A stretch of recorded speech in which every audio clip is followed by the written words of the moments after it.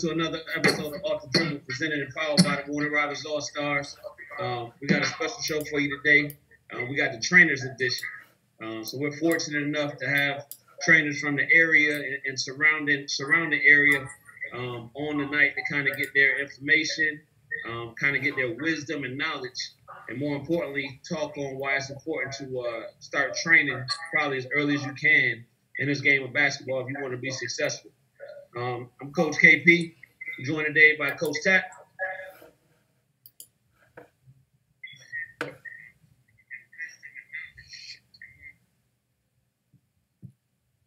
What up? Shit, my bad.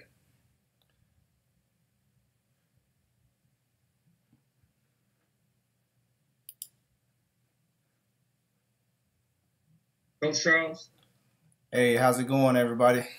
Good. Hey, so hopefully, I know Coach Tat, y'all played this weekend, man. How it felt to be back in the gym again? Man, it felt good, man. The kids went out and played well, man. That's all we can ask for. As long as they went out and did what they're supposed to do, man, and took care of business. We went 2-2, lost 2 games by I think a total of 6 points. Right. All in all, man, they went out and did what they're supposed to do. That was our goal, to get them in front of coaches and, with the live stream and stuff like that. And, Sean Williams does a great job of that. We put out another good tournament, man. Yes, sir. So our 4th grade team was in action this weekend as well, man. And they took a couple lumps, right? But that's all part of the process. They're young enough where it's not going to hurt them, but they got to go get that experience, man. So I definitely want to give a shout out to all the players, the parents, and Coach Derek. He got a good group on his hands, man, coming through. So, that development piece is definitely going to be there. So without further ado, man, let's jump into the show. Let's introduce all our special guests. We got Coach Juke, a fan favorite from Build Your Brand Training. Coach Juke, what's up? Man, what's going on, KP? Good. We got another fan favorite, Coach Hardnett from Heights South Elite Training. Coach, what's going on? What's going on? All right, you ain't got that cup up. KP. We got Coach one step away training. BD, what's up, man? Good. Coach Jared from 619 training. Coach Jared, what's up? What's happening? How y'all? Good. Coach Brad from EYA Sports Player Development. What's going on, Coach? Same on, man. How you doing? Good.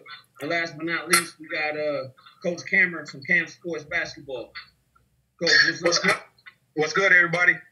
Good. Hey, Coach, I do want to give you a special shout out, man. Congratulations on that state championship y'all was able to bring home. Yeah, man, I appreciate it, man. Yeah, and then I see you onto a new situation as well, huh? Yeah, man, I just took the position over at the Christmas. So I'm excited about bringing some positive energy over to that program. Definitely. Congratulations. Hey, I just want to thank everybody for joining us, man. We're definitely excited to have you guys on the show. We know it's going to be a lot of information, a lot that you're going to share. So what we're going to do is just kind of throw it around, and we'll start with Coach Hardnett to kind of just jump in and tell us how you started this whole basketball thing and what kind of led you to getting into training. Coach? I just felt that it was a need in the area for someone like myself that played top level basketball and can go back and give it to the area as far as giving it to the kids the right way and starting out as early as possible and just continuing to push the fundamentals as well. Don't just go out and do what you see on television and doing all this fancy stuff and trying to do all that stuff. And I just saw a need for it in the area to try to help our kids develop. And because I'm sure we'll get into it later, because I just think our kids are just as talented as other bigger areas. I guess like Atlanta or places like that. So, and it's always been in my blood. So I've always been around the game, been a part of the game. I actually thought I was going to be a baseball player, but that changed quickly. So I've just always been around the game and always loved giving it back as well.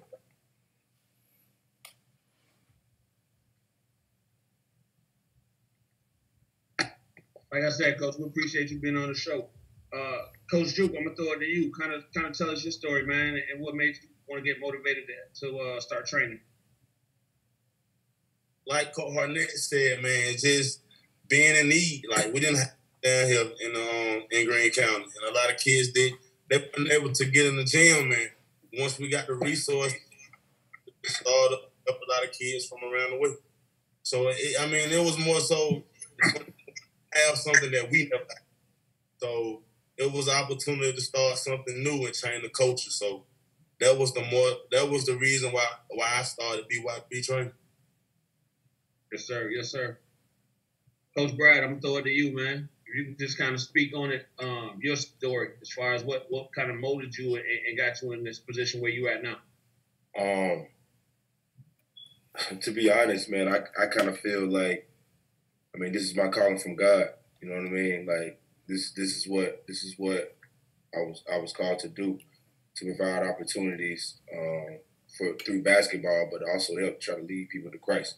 You know what I mean? So, that's kind of where I am with it. I have my own.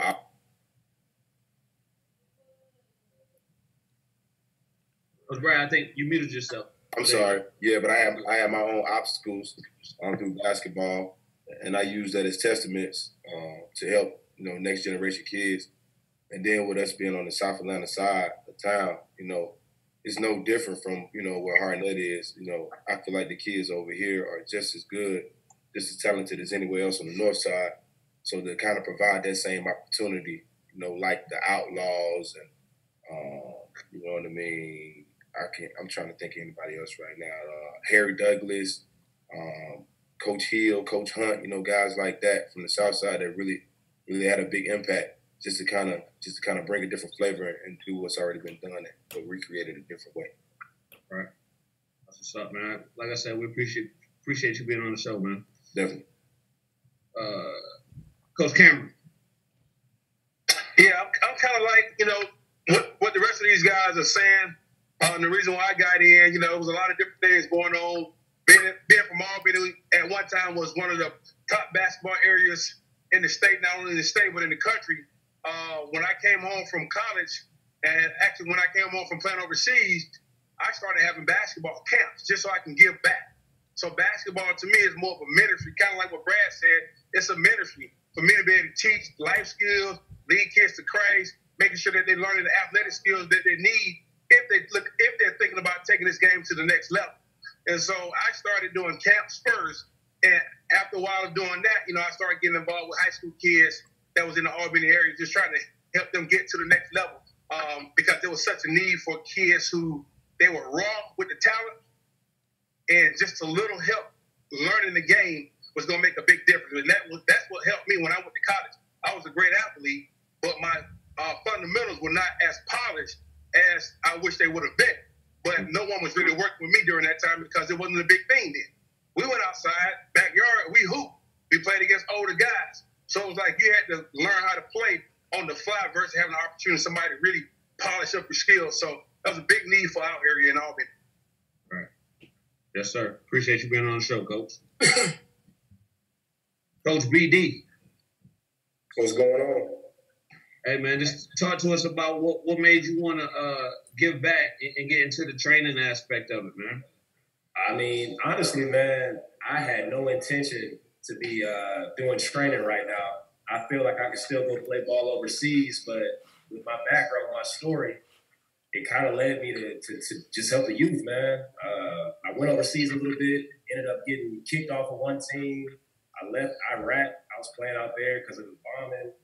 Trying to go to China, they wouldn't let me go because of Iraq and Saudi Arabia, where I was at. So in all honesty, man, I just ended up back home.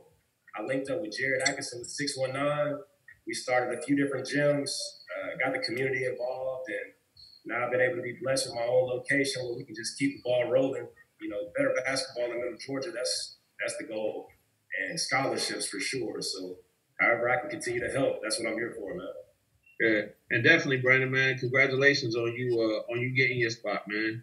Appreciate it. I don't even know, have you had your official grand opening yet? Not yet. We still trying to get a few of the intricate details as far as our parking lot, you know, a few, I guess, furniture as well. But as far as the court, the goals, it's up, it's here. So once we can get it going, I need everybody to come show support, and it'll definitely be getting that. There you go. Appreciate it.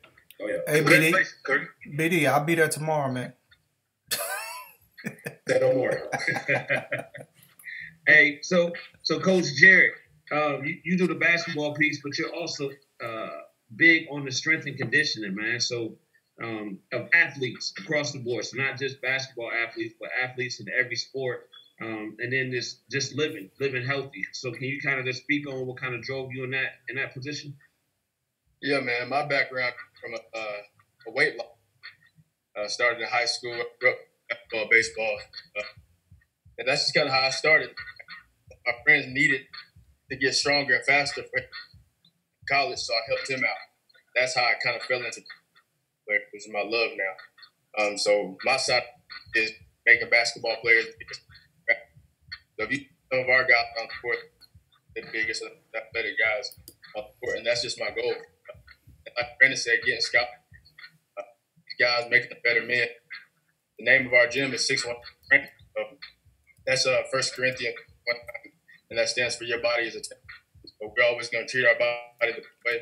We're always going to put the right things in their body, rest back in the right started. And that's kind of okay. Good. Hey man, appreciate it. I think that the one thing that just from the introductions, man, is that everybody can tell that you guys are genuine, right? And you're not doing it from a point of trying to get over or a money profit thing, but it's because you guys actually have a passion for it. So I think that's what makes it even more important for people to seek you guys out, because it is coming from a passionate place and you want to see people do well. Most of it is to give back, to give kids an opportunity to kind of give back to your community. So I have to commend you and applaud you on just from that aspect of it. So again, I can't say it enough. We're glad you guys are on the show. We're gonna have this conversation. First question I'm gonna throw out there, and when we go in, whoever wants to answer it first to speak up. But why is basketball training important for our kids that's coming up in the game? Well, I think it's important, Stacey, because the game is always evolving. The game is always changing. Now one of the big things is, like jumping off the wrong leg to finish, being able to finish around the basket, the Euro step, even though the older guys may have been doing it, we didn't know guys didn't know what it was back then. But now it's something, that a lot more kids are doing. So I think the evolution of the game is what makes training so important. And I feel like this group of guys that have here, man, I'm so excited to just hear what they say. I just feel like it's a fraternity, man. We all in the same struggle. We all want what's best for these kids. Man, I'm so excited to hear these guys getting their own facilities, man. It's just great to hear, man, because now they can bring in more kids. They can do more development. And then we got Jared on here. He's doing the body is so important now with the game, like I said, evolving. Man, it's just great to hear that these guys are, all of us are young black men on here, or we're getting older, man, and we're evolving with the game. And it's just great to be able to communicate with you guys. And like I said, when I was on here before, man, it's just great to sometimes sit back and just take in what everybody else is doing. And just learn from other people, man. It's just great. Yeah. Anybody else want to comment on that? Yeah. Another reason why I think it's important is because, like Marquis Hardnett said, that the game is evolving, and if you look at basketball and you look at sports in general, and then you look at other extracurricular activities or careers, people are doing these things when they're younger. And the sooner you get involved with them, the the better opportunity you're going to have to be good at it. Whether it's being a doctor, being a lawyer, you know, people spend their time where they want to spend their time at earlier ages just so they can make sure that they're trying to meet their goals. So in the past, it had been provided for a lot of kids, so therefore kids were not being able to do a lot of things that attributed to them being better at certain ages. So that's another reason why, you know, I really got involved, because some of these kids may not go to college, but at least they may have a good high school career. And if they have a good high school career, sometimes that propels them to do other things. But if they don't have those opportunities to learn game from different people, different coaches, and it limits their abilities in a lot of situations. So you got to look at it from that perspective as well. Is it very important? If you're going to play this game, everybody's trying to get better now. So if you're not working on your skills, you're going to struggle. And so you got to have training in pretty much every community, because if not, you may be good in your city, but you're going to run into some guys that are way better than you are because they've been putting the work in year round. Yeah, I got something to say to that too. It's weird, man. Like training, I feel like training is very important, but I feel like playing basketball and learning how to play basketball is way more important than that. You know what I'm saying? So the training is more like a teacher in the classroom. You know what I mean? We're gonna give you what you need to have. We're gonna put it all out there, and then it's up to you to apply it.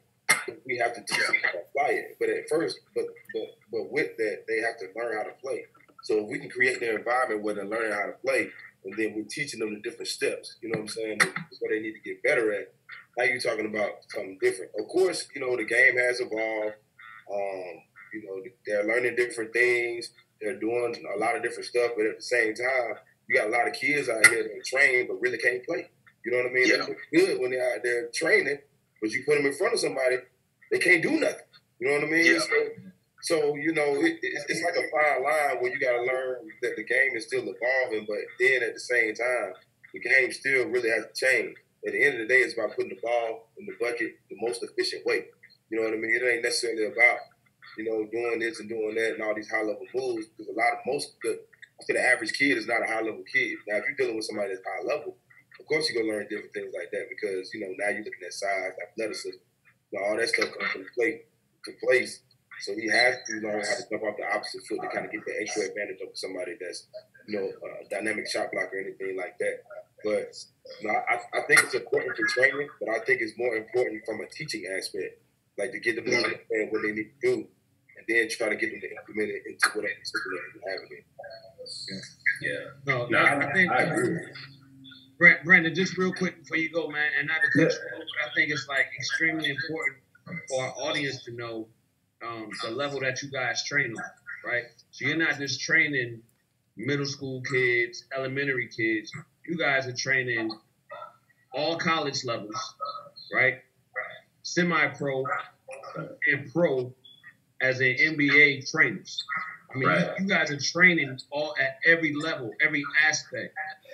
So I think that needs to be, you know, validated so people understand when you guys are talking what level and where you're coming from. You know, of course, you know, you want to bring somebody in that's serious about the game so you can train them up.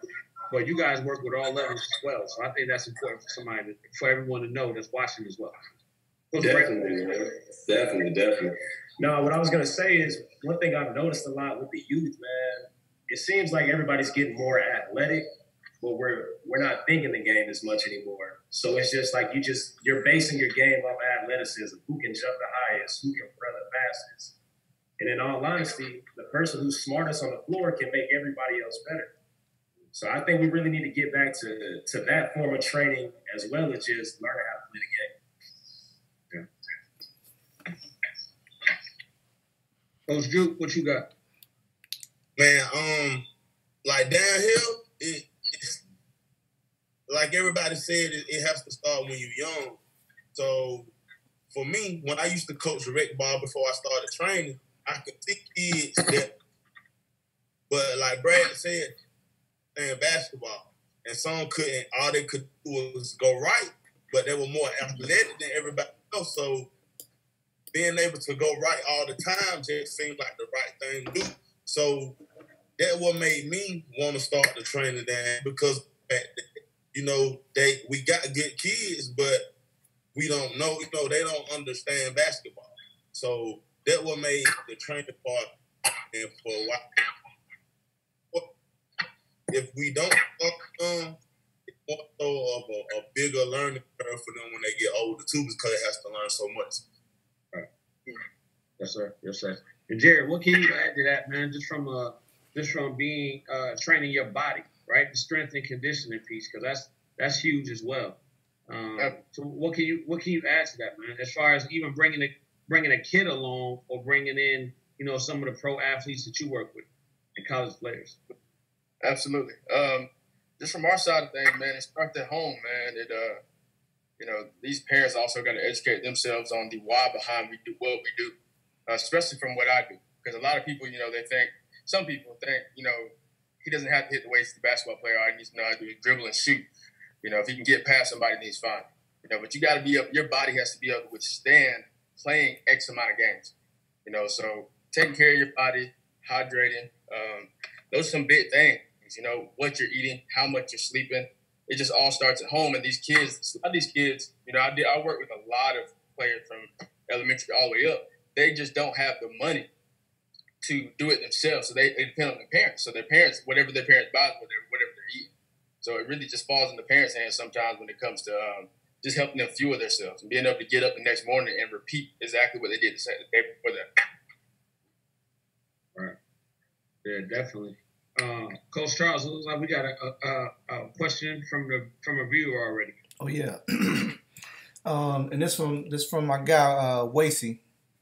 And this question for everyone: do you guys take pride in working with undeveloped kids or ready-made kids? Why? If so, why? Also, what can you guys do to bridge the gap as it pertains to player visibility in under-recruited areas? Ooh.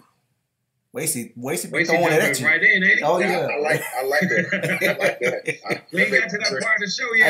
Hey, Wasey, you on it, man. Wasey don't. Yeah, he don't play around with it now. Yeah. It's on you, Coach Brad. Hey, you unmuted. It's on you, baby. Yeah, I know. I got it. I'm with it. I honestly, I like personally, I do like underdeveloped players. I do have a lot of people that are ready made, but even with players that are ready made, there are still small nuances that they don't know. So I don't really consider them to be ready made. You know what I mean? Because each level is different things you got to learn. But if I had to choose, I would choose an underdeveloped guy. But he got to be an athlete though. He got to be an athlete now. Yeah. If he ain't no athlete, I can't do that with him. He got to be athletic. Everything else we can teach that. But outside of that, that's pretty much it. Then when it says pertaining to visibility in unrecruited areas, just to give an example, right now with the COVID thing going on, a lot of my guys that I'm training, they get tired of being in small group workouts and group workouts and just playing basketball. So we created our own league. I seen that. What we did was with the league is that we kind of flipped it to the point where we started up with marketing and media and doing different things like that. And we have a scouting service now too as well. So we pretty much created our own platform to help people within our training program to get the same type of opportunities like everybody else.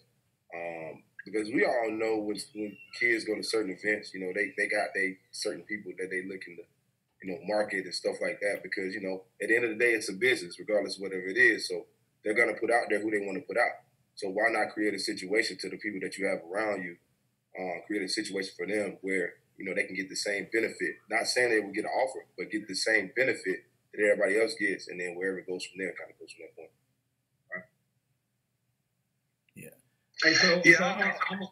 Hey, Coach Cameron, just a second. So I'm gonna add something to Wasey's question, if it's okay. And just from the standpoint of kind of like you were just speaking to, getting the kids the opportunities and all those things. How important is it for you all as trainers to also have those connections to be able to get a kid a look? So I'm just gonna add that to another, as a comma, add that piece to that question as well.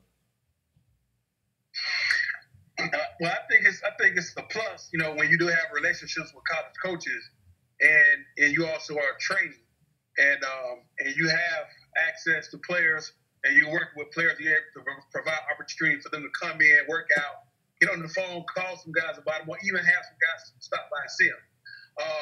Another thing is with the underdeveloped areas, what I started doing about 5 years ago was pretty much just kind of trying to bring exposure to the South Georgia area when I was living out there. So I started a showcase back in 2015, and it pretty much was primarily for the kids right in Albany, Southwest Georgia.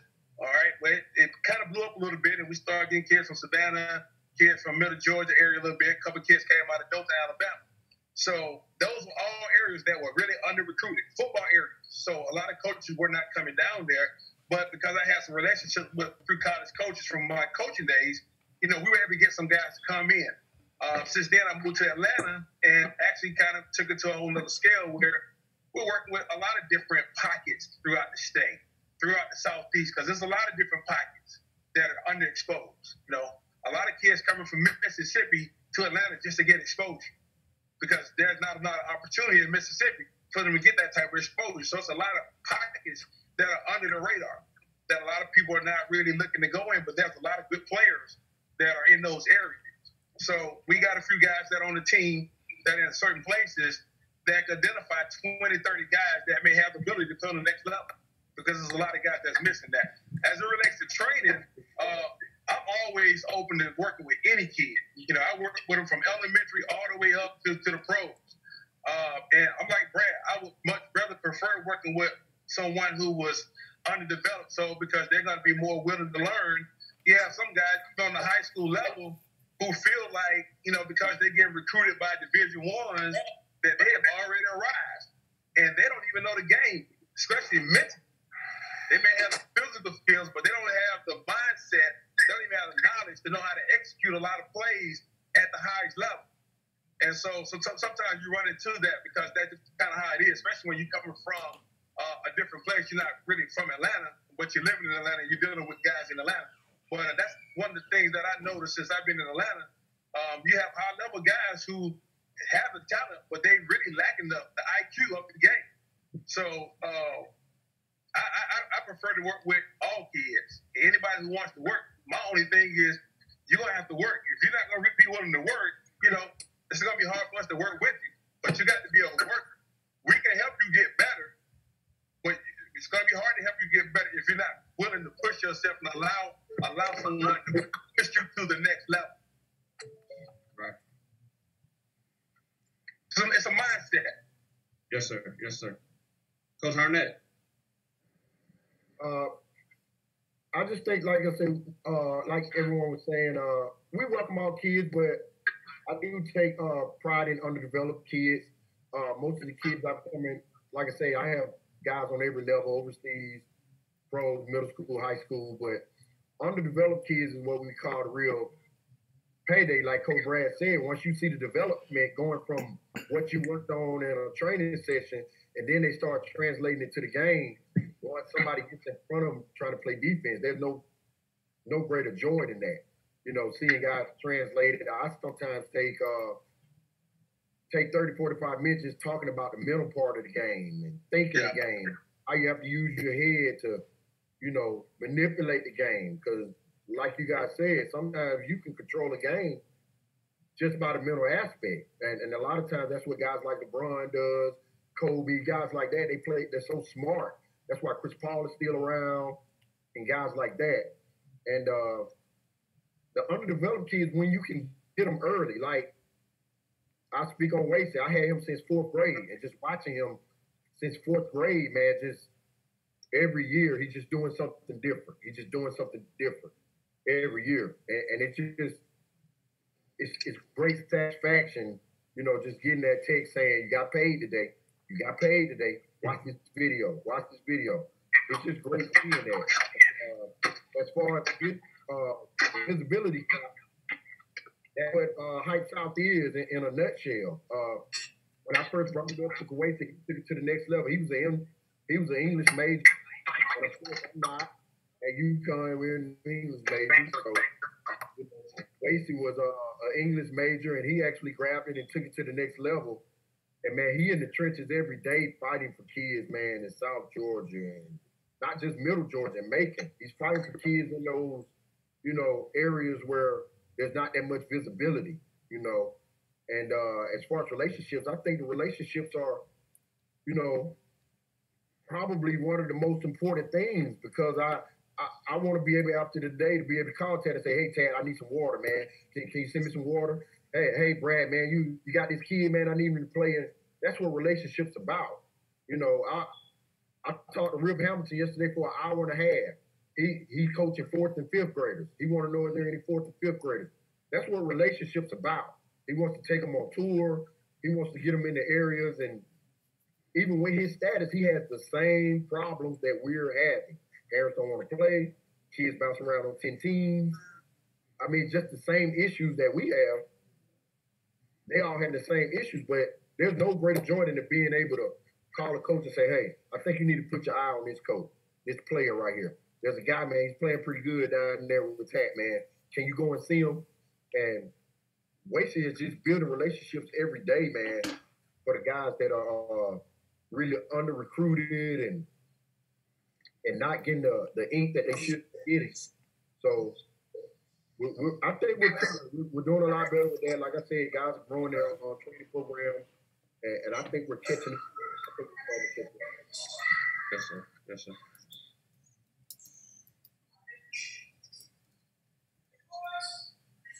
I'm gonna say this, man, I just started, so an undervalued kid, that's already, I took the oil, man. Honestly, because I'm always excited just to work out with me, So that's just I'm at with that. But still undervalued kid, just bro, that is a blessing in itself. But seeing a kid use something that you taught them that's already that knowing the game, that's even better to me too. So that means that they're listening. That means I'm reaching. That means I'm getting to them. So I'll take that too. But as far as going in the trenches and trying to put a kid out there, these kids I don't even train that I help out and try to put coaches on. So with me, it's just wanting to make sure that I help somebody get better, making sure that I help somebody get an achievement, make sure it's some kids that I've helped get scholarships that I've never met before. So for me, it's just the love of the game and just being able to help a kid get an opportunity. That's more so everything with me. And as far as just being a trainer and having those relationships, regardless if I was a trainer or not, and me doing this, I think that just me having the relationships like I have now is just beneficial for me and just anybody in the state of Georgia that wants to help. PD? I mean, I would say this is fairly new to me. I've been training for 3 years, but as far as being able to connect kids with different colleges, I mean, that's huge, man. I'm hoping with everything that's transpired, we can be able to connect them to have a platform where we can bring people, bring coaches down, get eyes on these kids actually firsthand instead of seeing it through video. So, I mean, I'm excited about it, man. I want to see how we can, everybody who's on this call, how we can all connect and network and make it even bigger than what it already is. So, is it important? Of course. Plain and simple.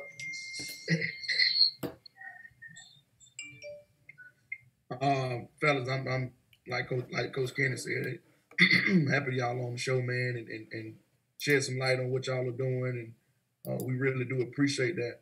Speak to the parents, man. I know we talk about the basketball aspect, the training aspect. Speak to the parents, man, about what y'all expect when y'all get these kids grade wise.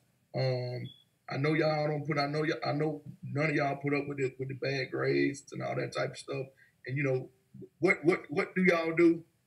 To kind of scale back on seeing their grades and stuff like that when they come train with y'all. Can I jump in real quick? Go ahead.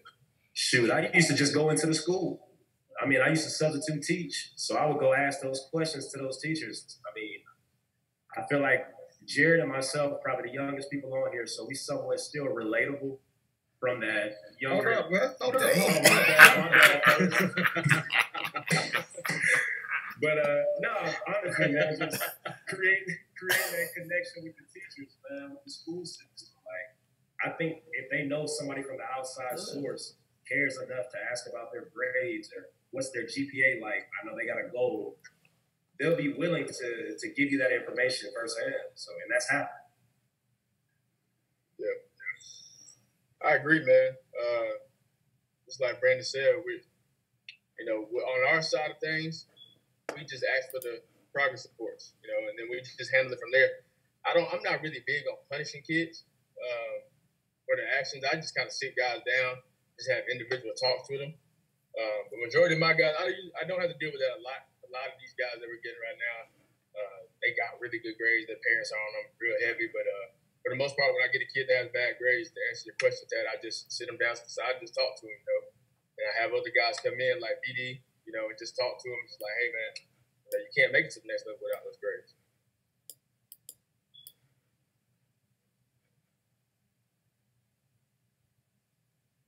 Coach Brad, what? Go ahead, KP. Well, I was going to say, Coach Brad, just kind of speak on that as well, man. Making sure the kids are getting their schoolwork and all that.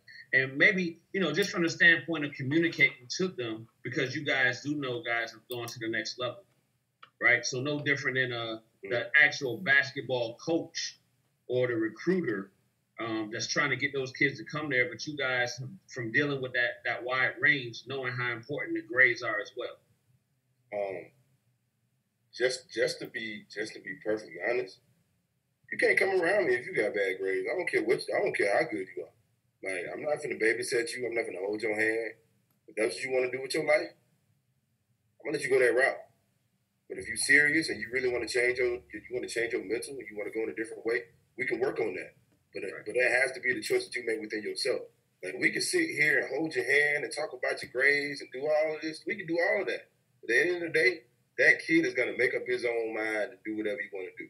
There's no different from if they see a girl that they like, they gonna try to figure out how they can talk to that girl to get that phone up. You know what I mean? Real talk, just being real. Oh, you're right. Yeah. You know what I'm saying? So for me, like, if you're not doing what you need to do in the classroom, right, don't call me. Now, it's tough love, but you know what I'm saying? They come around and be like, hey man, my bad, I was wrong. And then we have a conversation after that, because now your mindset different.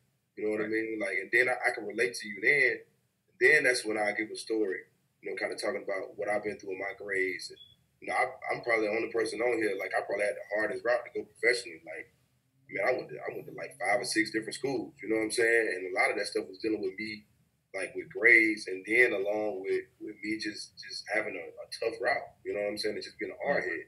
So I don't mind opening up and having them conversations, but it took for me to change my mindset first to even be open to have that communication, that conversation with somebody else. You know what I mean? Right. Like, to even listen to what they want to say. Because, that's just what it is with these new age kids. A lot of times, like, they hear you, but they don't hear you.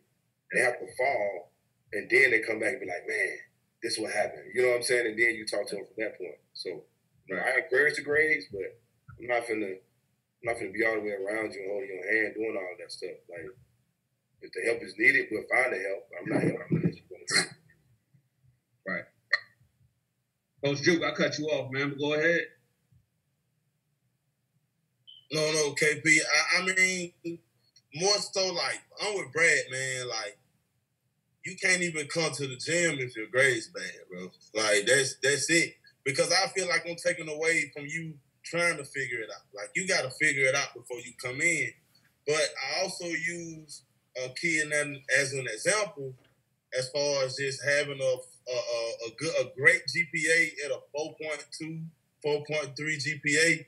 Kid get free money and a free scholarship to go somewhere for college. And he also gets a scholarship for basketball and academic scholarship. And I think through him playing basketball and his grades, the school was like 60-some thousand. And through his academics and just sports, it paid for his schooling. So like that's just an example that you can use for kids that really want to get out, or they just don't see the importance of grades. And you can tell a kid this story, and he's still, like Brad said, gonna do what he want to do. Gonna go out and try to figure it out sometimes on his own way. So you gotta let a kid hit rock bottom before they come back up. So, but overall, man, you gotta make sure that you let them know that grades are very important. Right. Can I say something one time? Yeah. If like, and it's kind of going piggybacking off of what Coach Juke saying. If they're in high school or whatever, and they try to go to college, and they know grades ain't important by now. You don't need to be trying to go play. Just don't. You know what I mean? Like it's steps, it's structure. You know what I mean, to different things. Like it's goals that you got to have. So like if you got to continuously, I ain't gonna say continuously. If you got to have, I mean, of course, every now and then you got to have those talks. But if you got to kind of talk to somebody about their grades and stuff like that, it's like you're not too serious about what you're trying to do with your life. Like so, why waste your time and give your time and energy because you know that you're gonna pour 100% out because of your profession? Why do I need to give you all of my time and energy when it's another kid that might be in a different situation where his grades might be messed up because, you know, mom and dad had a divorce or he depressed about something that's going on in his life and lost somebody, you know what I'm saying? Like different situations. Right. Like, why should you take away from that kid because this kid just don't want to do what he's supposed to do when he know what he's supposed to do? You know what I'm saying? Yeah. Yeah, 100%. You hit it on the head on that. Coach Cameron? You're on mute, Coach.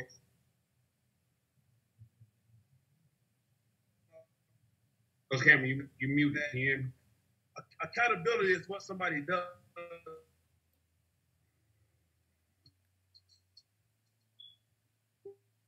Okay, it look like we may be having some technical difficulties with Coach Cameron. So we're gonna we can hear you. Yeah, now we can hear you. Yeah. You hear me now? Yes. Okay. Accountability is what somebody does for you. And I always talk to guys about, you know, grades and holding them accountable. Like, that's just a conversation we're going to have. And if you haven't been doing what you're supposed to, then you should want somebody to hold you accountable to do what you, if your goal is to get to the next level, then you should want somebody to say something to you about that. You shouldn't fight it. I try to get them to understand that this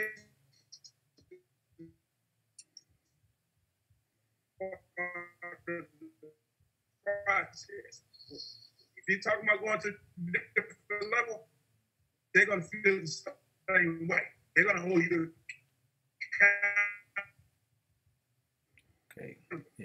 for your grades, for your attitude. They're going to hold you accountable for every little thing. So if you're not used to somebody saying,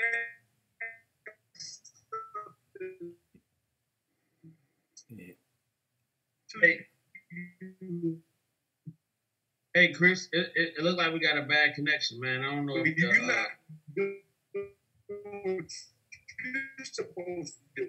You don't have to chew them out, but just to bring you to their attention and discipline them when they right. Hey.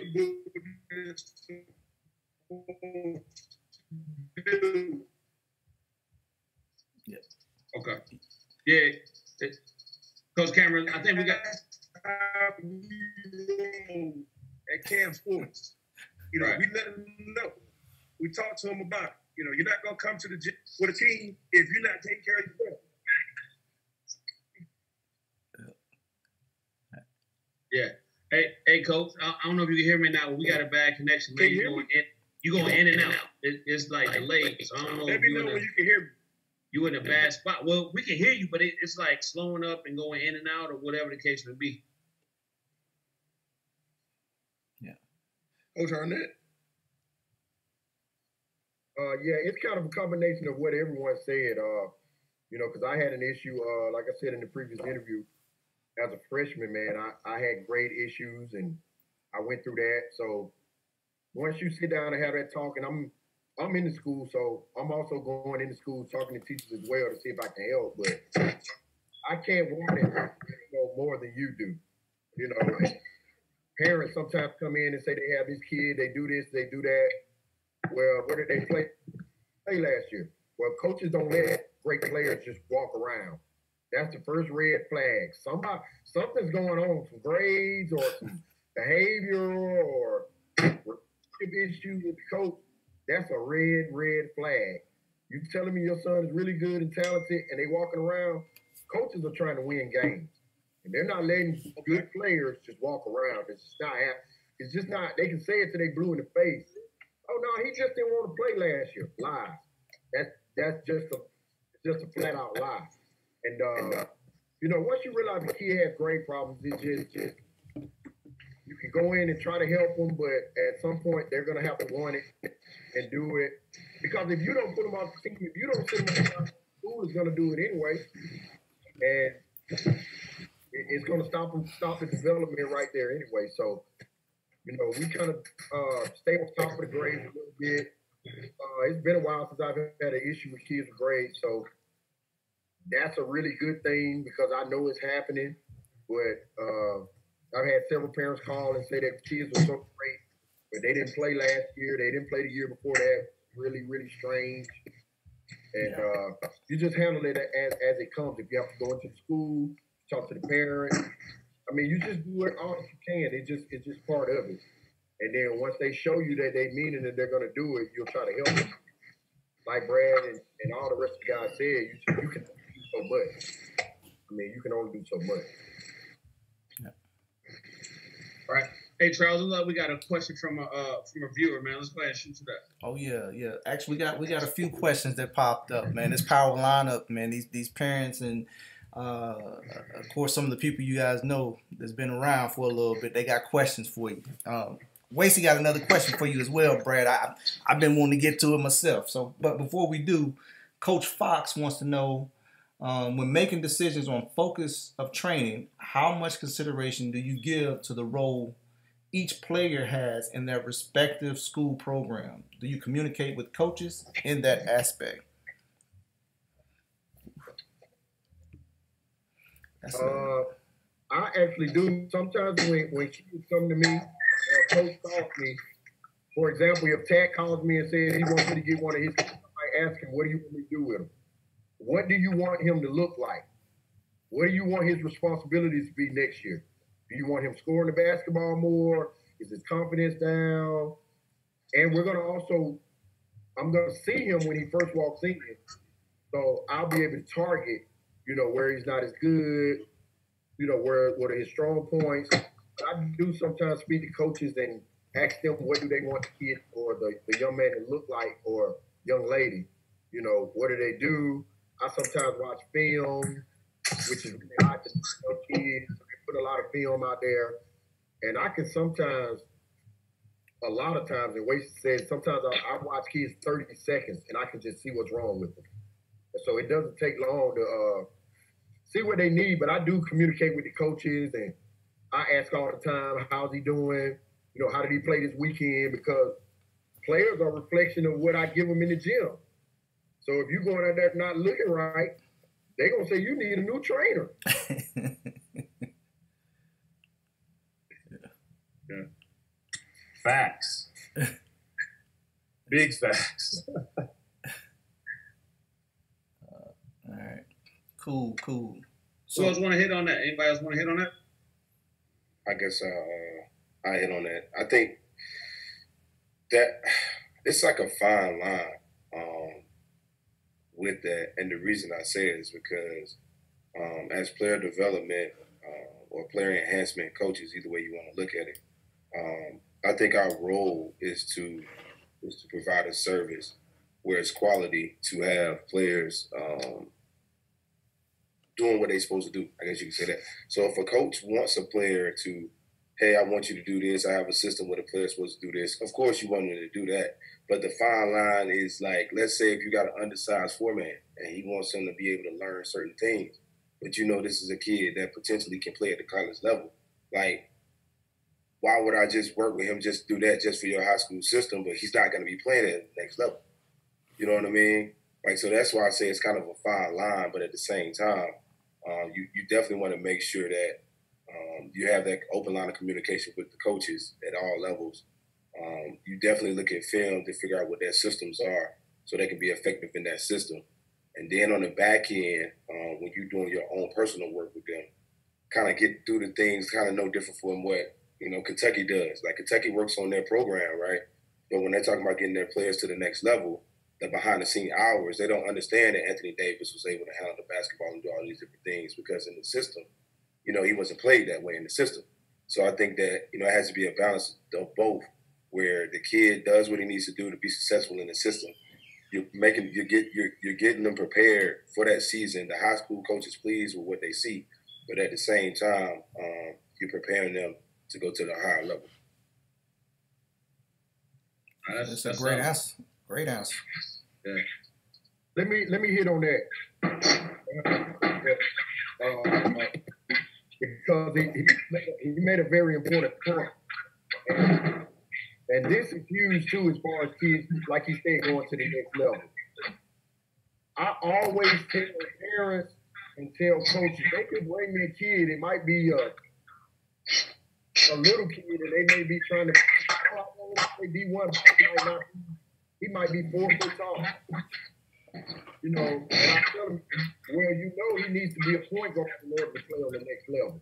He's trying to be a point guard in order to play on the next, unless he's really, really a bulldog. But that's a great point that he made. When a lot of times on high school teams, these girls, the first thing they do is throw them on the low post. That's the first thing they do.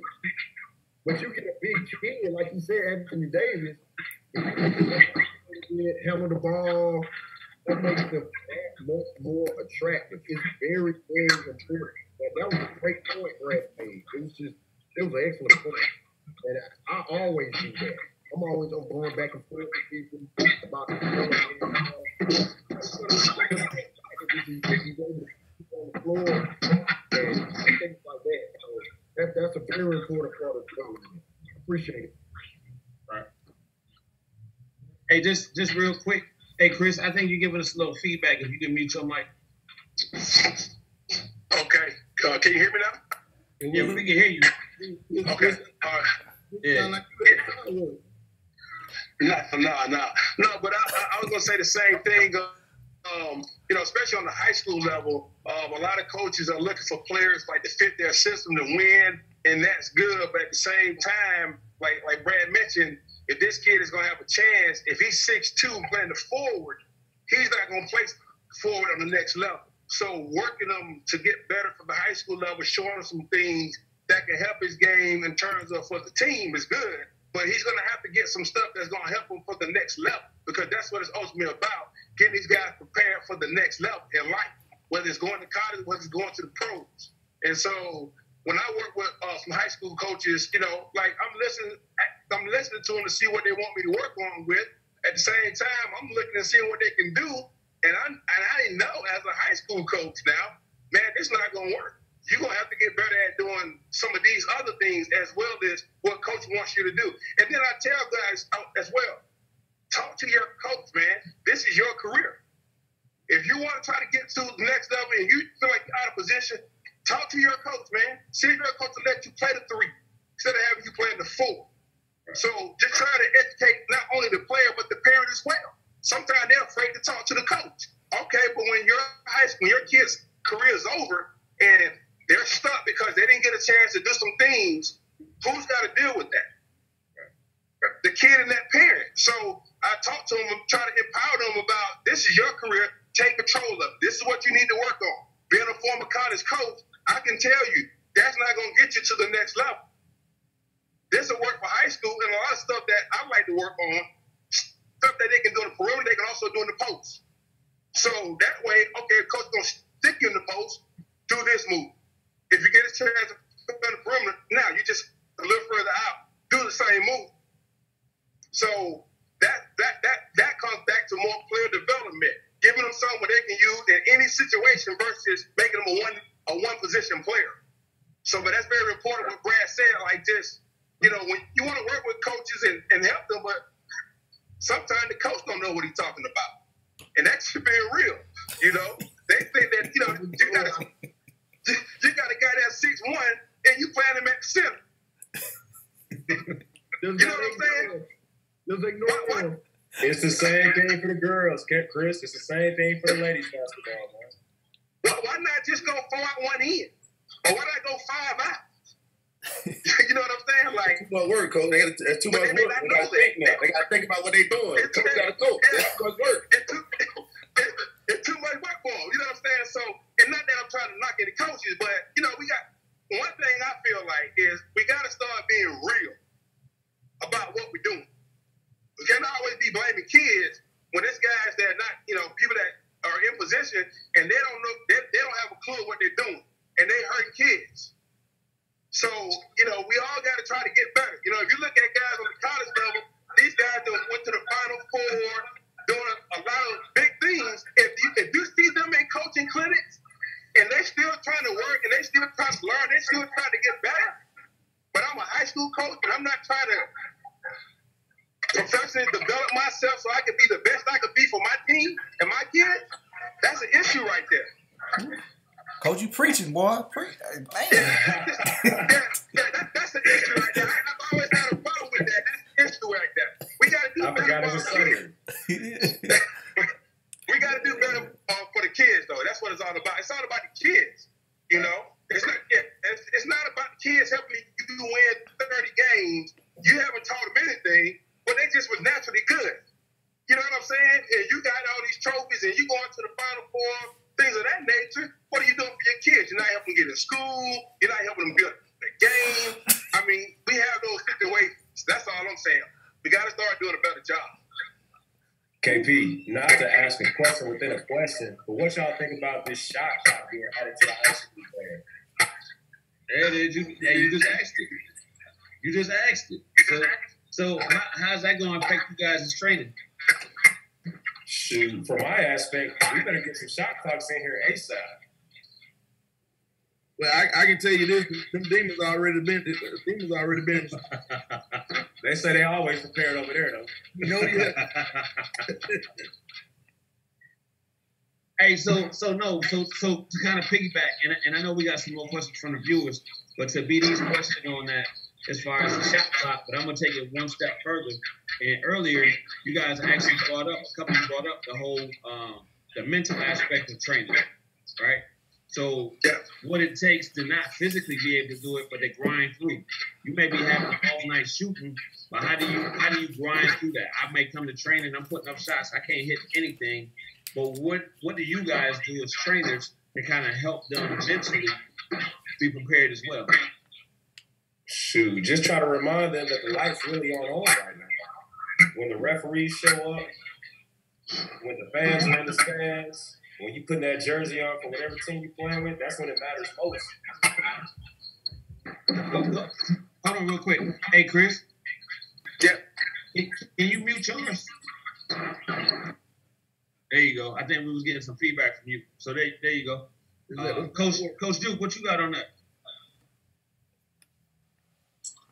Man, I think, like, I done had, a couple of my kids have bad shooting nights, but, like, I always tell them, like, keep shooting, and it'll eventually come, because, I mean, like, one kid, I knew they could shoot the ball, but he couldn't hit Lake O'Connor with a rock, you know what I'm saying, for when he came back out the injury, but at the same time, like, bro, you got to keep shooting. Like, they go to the gym, shoot some more, and once he started seeing it go in, like, he just kept it in. Because once a kid start feeling like, man, they thinking they're in a slump, they stay in that slump. So you just have to keep them going. Like, that's just more so how I am about it. As far as, like, man, let's find another way to get better. If you ain't hitting shot, make your teammate better. If you ain't, hitting the shot, drive in, get a foul, get to the foul line.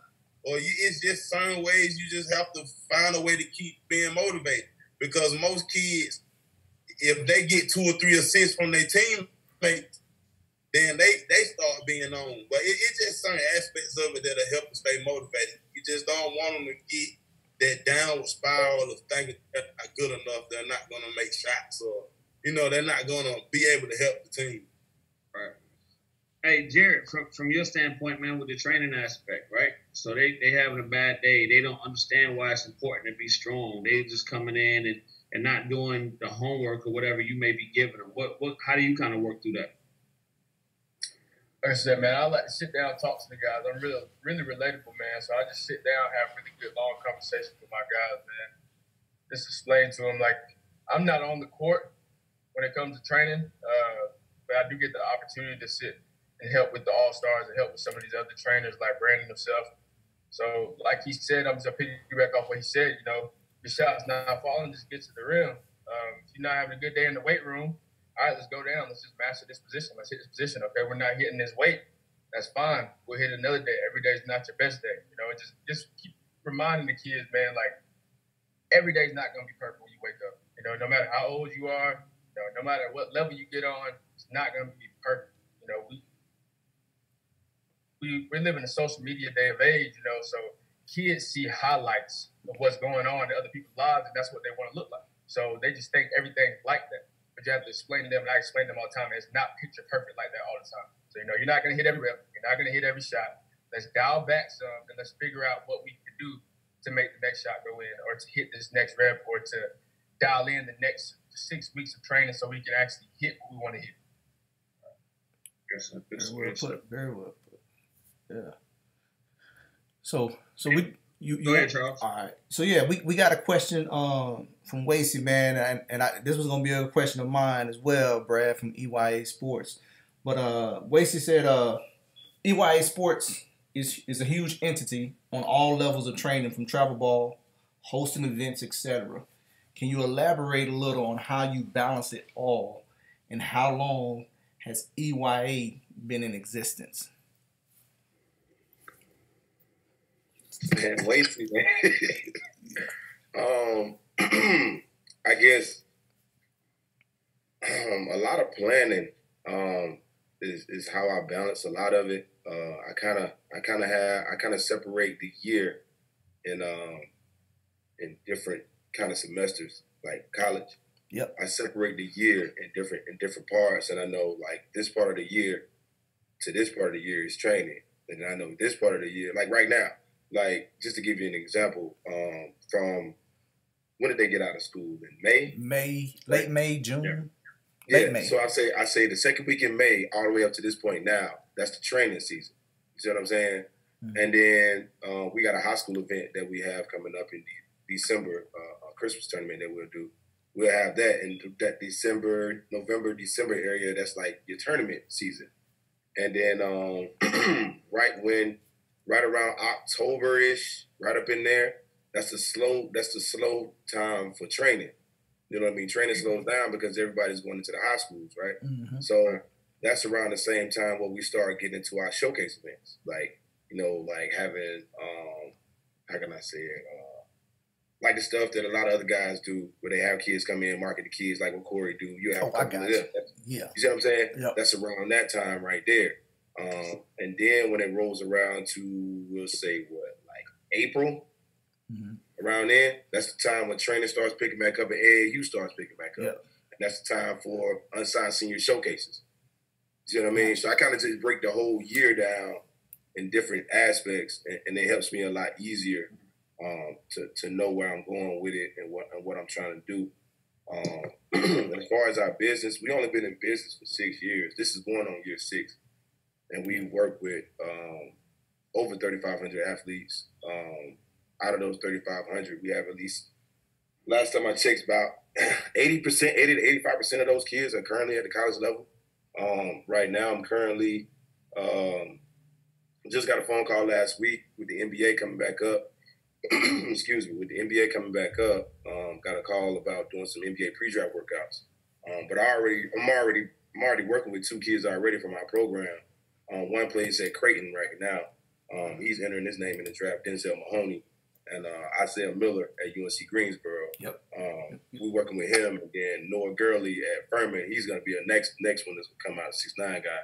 And then, a couple other people that H has hit me up about doing pre-draft workouts. So just doing that. And I think what she said, what's the other question? Talk about some of the kids that have came through. Stunt, maybe stunt. This is your time to sound. Oh my God. No, I'm not even that type though. You know what I'm saying? Like, I'm real cool and laid back. Like, I'm not. I mean, our work kind of speaks for itself, but it's more of those situations to where I try to keep my head down. You know what I mean? Like, one thing my grandma always tell me, you gotta have that tunnel vision. Yeah. You know what I mean? To kind of stay moving forward, doing what you need to do. But you know, we work with some of them. I think one of the kids, Peyton Daniels, Jabari Smith, he works with us too. Not recently, he has been, but for the most part, Peyton Daniels, he's been with me since 8th grade. Shoot, man, there's so many I can't even name all of them. Like, it's a lot of them. But so, Coach, you know, Ty Fagan been around. You know what I mean? He's been around since sophomore year in high school. He's been around me. But it's a good little bit of it though. So, what does a routine look like for your basketball athletes? I'm a routine person, right? So most of your pro level or your athletes who compete at a high level, they have a routine. What kind of routine do you recommend for your high school players? What should that look like? That's different. Like, I guess I can relate it to pros first and kind of go down. Like, when it comes for me with pros, they tell me what they want to do. You know what I mean? Like, they'll come in the gym and be like, hey, I want to work on this. And then it's my job to structure a plan to work on that. You know what I mean? So I guess I would say for high school kids, it would be getting them to understand what their weaknesses are first, and then drawing up a structured plan that they can follow it on a continuous basis for the next month. Let's say, like, if you want to work on ball handling, and you know that's a real good focus, you want to kind of spend, say if you got an hour workout, you break an hour workout down, you want to spend about 30 minutes on ball handling, but do different things with the ball handling, not just stationary, but do off the bounce moves, moves to the basket, different ways, just ball handling, making moves with the ball and just handling the ball, and then focus on other things outside of that. But if they're working out with you, let's say 4 times a week, you will focus on that maybe twice out the week, 3 times out the week, 30 minutes, you know, and then kind of go into a different routine from that point. I know for me, that's what works best for us. But it's with everything we'll kind of do. Like, if a kid want to shoot, we'll work on different form shooting and stuff like that first, catch and shoot. We're doing a shooting class now on Wednesdays where it's just strictly just shooting. Like, we ain't doing nothing but shooting, off the ball shooting.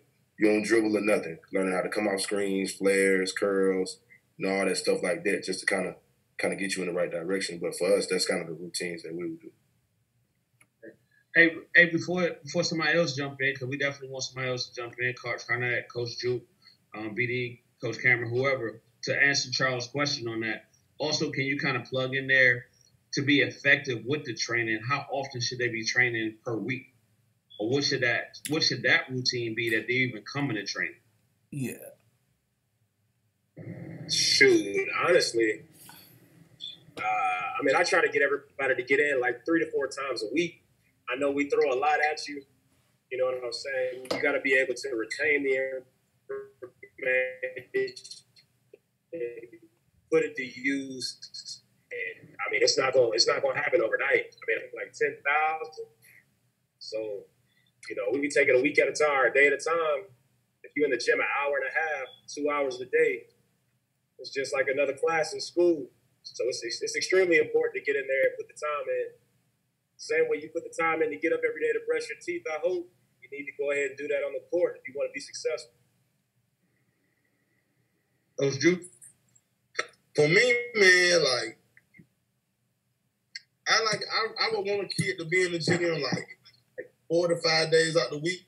You know, you got some kids that want to be every day, but like, bro, like being from where I'm at, and like it's kind of hard to even get kids to come in the gym every day because they might not have a ride, or you know what I'm saying. So like it being here, like you just have to figure out ways of making it work, ways of making it better for the kids. And man, like sometimes I can't even spend an hour with a kid down my way. I have to work on spending 2 to 3 hours with him that day because I never know when I'm gonna see him again. So like it's like Brad says too, it's a structure. Like you gotta make sure you got like a certain schedule for what you're doing. And like I know, like sometimes I might see the kid once or twice a week, if that. So I have to figure out, well, how can we catch up? And I know sometimes it's hard. That's a hard way of developing the kid. But like right now, it's just you have to figure out ways of making that kid better with the circumstances you're in right now. Right. Coach Hardnett? I just basically we just have to with the high schools closed now, we're just going as many days as we can. Parents have the idea, coaches have the idea. They want their players to look a certain way at the end of the day, but they don't understand that the way guys look that they are looking at now, that comes from rigorous day in and day out grinding, training, just repetition, putting up shots, just doing the things that you need to do. So, you know, if the gym is open, we try to get in there, and then, you know, the kids that I have, they're usually calling my phone. They're trying to get in. Can we get in? So we're basically, but I usually give them a day to, because even college players take a day off as far as when I was in school, I think it was every 6th day or something like that. I don't really remember what it was because I'm the old guy on the call. Thank y'all for reminding me. I don't really remember, but, you know, every day, man, just repetition, and even the best players go back to fundamentals, man. It starts with that foundation. Once you get that great foundation, man, and a player gets in trouble, they can always go back to that foundation and survive, man. You know. Right. Jared, can you kind of talk on that from the physical strength aspect? Yeah, man. From our aspect, guys, 3 to 4 days out of the week. Guys don't love the weight room as much as they love the basketball court, so they're not always begging to get. You got a couple that really love the weight room, but yeah, we're looking about 3 to 4 days. We're going to Monday, Tuesday, Thursday, Friday, with a Wednesday and a Saturday, Sunday off. So a lot of these guys travel and play ball on the weekends, or we're going to Monday, Wednesday, Friday. Right now, our basketball guys are going Monday, Wednesday, Friday. Most of them come straight from their trainers. You know, so we're hitting them right at 1 p.m., and then they go right back to their trainers, and they go get food, go to sleep, and then go train again later on at night. But that's basically 3 days a week, usually 4 at the max, no more than 4 at the max for that.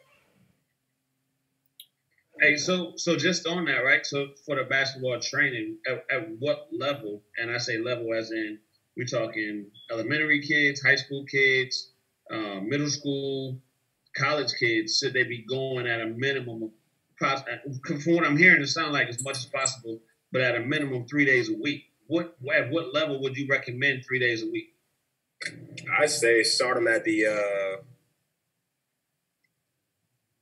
I'd honestly say start them at the middle school level. I mean, you got elementary school kids who want to come in and do something all the time, but in all honesty, you know, elementary school kids, you got them for about 45 minutes tops, man, and then their mind just leaves. So short attention, but middle school kids, if you can get 3 days a week, 3 to 4 days, you can teach them. Like you said, have a good base, make it systematic. Now you can create the type of player that could have all aspects of the game, to be honest, offensively, defensively, ball handling, whatever it takes.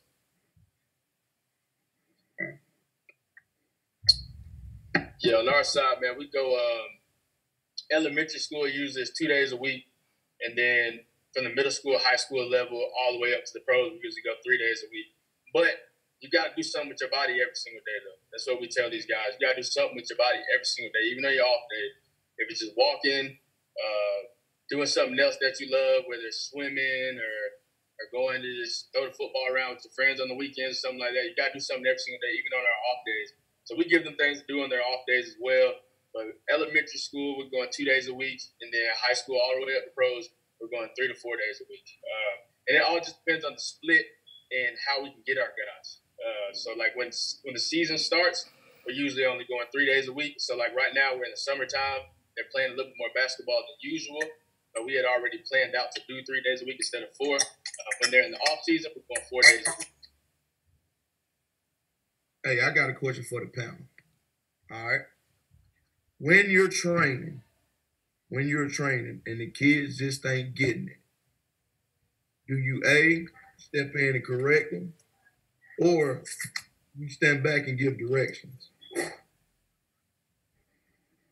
I'm gonna just jump in real quick. I like to step in ASAP.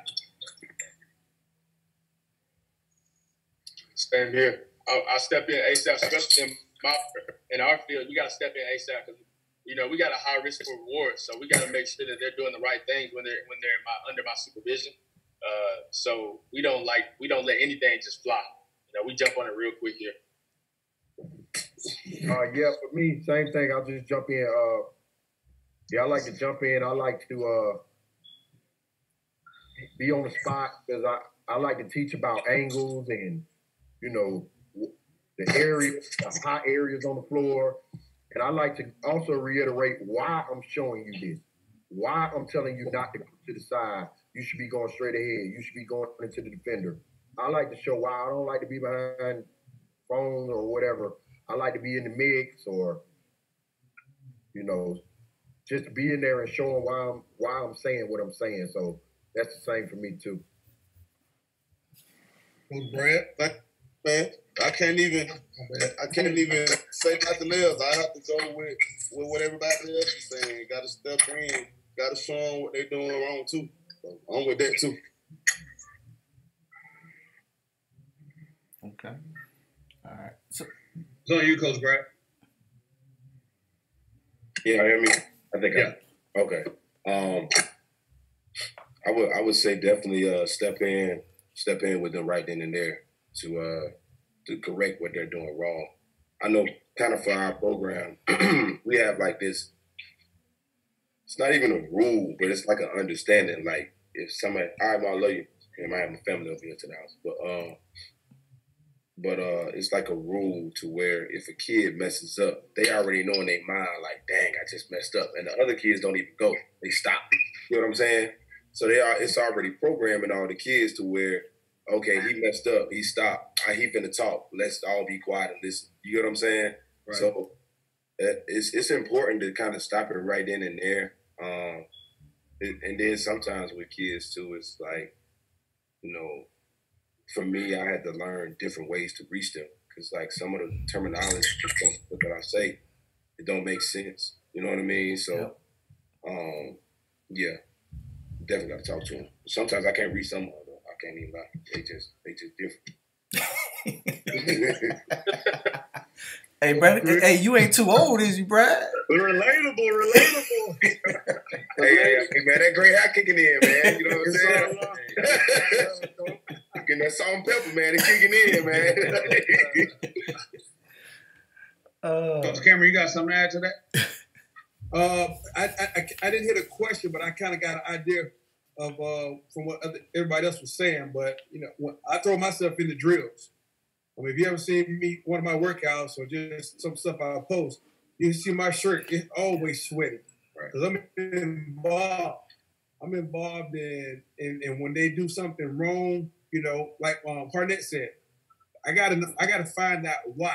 Why did you do that? If they can explain to me why they did it, then I'll take that because at least they know what they're doing. It could be the wrong move, but if they got an explanation that's a basketball explanation, it could be a finish that we're working on. They may do a different finish, but if they can explain to me why they did that finish, then I'll take that because ultimately they got to know what they're doing. No matter how much we teach them and talk to them, if they don't know the why, then when it's time to play and they start selling popcorn and they're selling tickets, you're not going to be able to see what they can do. So I get involved with them and I coach them through it. I make sure they understand why they're doing it, and then what's a lot of times I don't like to stop them. Sometimes I do, sometimes I don't. But I want them to finish whatever we're doing. Finish it because maybe you messed up on the ball handling, but still exploding out, getting into that shot. That's a rep that we got to take. So now you're getting 2 for 1 versus starting back over and go do the same thing. I still want them to get something out of that play. So that's something that I found to be really good because sometimes I would stop it all the time and do a lot of teaching, but sometimes we got to let them learn on their own and then go and try it again and just remind them. And like Brad said, sometimes the terminology may be a little bit different from what they're used to. So once they kind of understand terminology, then they can understand what they're doing. Make sure that you're correct, because they got to know. That's one of the biggest things that I see when I work with a lot of guys is they talented, but a lot of them don't know what they do and why they do it. All right. Coach Charles, we got something from a viewer. Oh yeah, we got about 5 more questions out here. So got a question from Bruce Thompson. Do you guys work with the parents as far as what they want their kid to get out of training, or do you have a pre-established plan? I do a little bit of both. I talk with the parents, ask them what they want, but then again, sometimes parents may think that they want one thing and not really understanding what the child may really need. So I like to tell them what I evaluated, and then tell them that I think that, you know, they need to really work on this, and we can add what they want to work on to what we just evaluated and what they should be working on. So I do a little bit of both. Sometimes I have a pre-established plan, depending on what level that we're working with that particular day. If they're in high school, there's some basic things that they need to be doing every day. If they're 9th and 10th grade, there's some basic things that they should be doing every day. Just like if you're on the college level, when you go play, when you go to practice, it's going to be basic fundamentals that you're going to do every day. So it's basic things that some players should do every day to make sure that they improve on those skill sets. Anybody else want to jump on that question? All right. I go with both. I mean, have to. I mean, in a way, but like Chris said, man, like some parents, they think they know what they're talking about, but at the end of the day, they don't. So you just have to take what knowledge you can take from it. And even if, you know, you're not going to tell a parent, oh, what you're talking about, you're just going to figure out a way to work through that and just see what happens for them most of the time. But, like, so I'm going in with my thoughts also and what I can do to make this better too. So, and most of the time, when we're putting in what we want to put in, we override more so than anything. So I kind of ask another question within this one. Is it one of those things where, you know, a parent may be seeing you guys train and you're not working on sham guard, crossover, and you come in, you're like, man, this kid can't do a one dribble right hand pull up or one dribble left hand pull up, and you working on those things to simplify the game because this is a move that this is something you're going to use 70% of the time, but they see you're not working on X, Y, and Z, this flashy stuff. Is that, you guys see that a lot? I mean, I see it. I see it a lot, man. But at the same time, I honestly feel like when the parent has that first talk with the trainer, I mean, they can kind of tell what kind of trainer they're dealing with. You're not going to have somebody who's coming out here, I want you to go between, cross, pull back, don't look for your teammate. You do that, you just create another street ball player. If the goal is to get your child to college, a free scholarship, get in school for free, you need to have a steady base. And for you to have a steady base, you got to be willing to listen. And that starts at the household. Because I don't know what parents are saying. Once they come see me for 2 hours and they get home, they be like, don't use none of that. What? Well, BD, we run into the same thing, Coach. So it's all good. Say no more. Say no more. Hey, say no more. To be honest with that question, if I'm listening to what a parent got to say, he don't need to be here. Just the reality of the situation. You know what I mean? Like, if you're telling me what you want your kid to work on, what's the purpose of you coming to somebody that's professional at what they do? You know what I mean? Like, you're taking away. That's like me working with a photographer, and I'm telling him how I want him to shoot the video or the picture. You know what I mean? Like, that don't make sense to me. Now some parents do understand because, you know, they play at a higher level, and they've done things with basketball and they have their own accolades. But at the same time, what those parents have to realize is that kid is not you. So, right. You know, what may work for you and what may have been the best thing for you ain't what's the best thing for your kid. You know what I mean? So this is a situation to where, like, I know personally, we're doing an evaluation of you first before you even do a work, before you even get them in our program. You have to go through an evaluation, and that's a thing where we rate you 1 through 5, with 5 being professional and 1 being the lowest. But we put you through certain drills to kind of see where your weaknesses are, what you can and what you can't do. And then we'll take that sheet to the parents and be like, hey, this is what we see. Now let's watch some game film. You know what I'm saying? Or let us come to a game and see what's going on from there. Let's see if this adds up. Then let's come back to the drawing board and figure out something. Right. But, like, to have a parent to come to the gym and saying what they need to work on, and I'm like, and really being honest, 85% of the parents haven't played at the next level. You know what I'm saying? Being real. So it's like, how do you gauge what a parent is like talking about, and then you know that that's actual facts that needs to be worked on, or is it a situation where they seen Tiffany or Andre doing this since they was 7 or 8, and they think that they supposed to be like this their whole life? You know what I'm saying? Like, right. Yeah. How many other are you guys do like an evaluation, like Coach Brad just mentioned, or some type of putting them through something so you know exactly where they at, and you don't have to say anything like Coach Hardnett just did. Just raise your hand or just identify that you guys actually put them through there. Yeah, I see over there, Coach Hardnett. I see the thumb. Yeah. So, Coach Charles, we got another question. Yeah. Buddy Bivens. When it comes to training, a lot of people think about the offensive side of the ball. What defensive aspects do you work into your training sessions?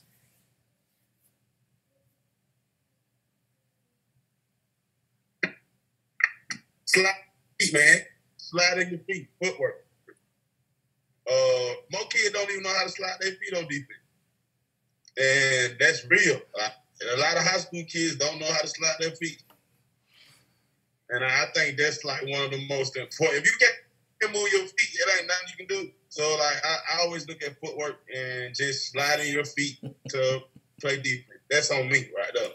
Because if you can't play defense, if you just go 15, 16 points, but you get 30 dropped on you every time, then, you know. So, yeah, footwork with me. I think defense is just being a dog. You got to have the right principles, number one. I mean, a lot of people go to the pick and roll, so you need to know how to defend the pick and roll on the inside. You need communication is going to help you be a better defender, number one, every single time. But, yeah, I got to agree. Footwork is key, especially in basketball. Yeah, on our side of things, man, we work footwork in the weight room. Just doing different things, put them on the heels, put them on the sand, making them faster, making them quicker, working laterally, teaching them how to lunge, teaching them how to balance off of one foot, because whether we know it or not, basketball is a single-leg sport. You're usually bumping off of one leg, or you're running off of one leg, you know. So we do a lot of the agility inside of the warm-up of our sessions. Yeah, I say footwork is something that you can use for both sides of the ball. So you get a chance to incorporate some footwork drills and talk about how you can use them on the defensive side. Some things that we have done is probably incorporated some defensive slide drills, so just so they can get a foundation. Like Coach Juke said, some of them don't even really understand how to slide their feet. So just get that foundation, and then when we're having workouts and we're doing some one-on-one, now we can incorporate. Okay, now you have to defend. So if they clean up the court or something like that, now you got to defend.